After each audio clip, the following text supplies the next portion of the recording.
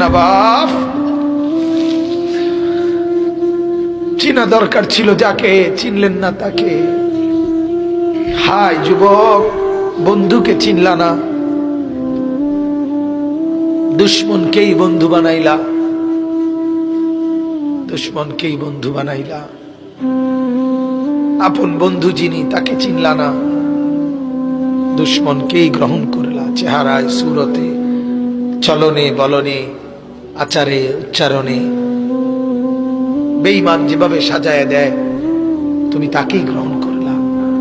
আল্লাহর নবী বলেন, রব্বুল আলামিন, আমি যদি বসে যাই হাসরের এই বিরাট ময়দানে, আমার উম্মতের জন্য দৌড়াবে কে? আমার কোথায় কোন উম্মত গুনার কারণে, নাফরমানির কারণে আটকায় যায় কিনা?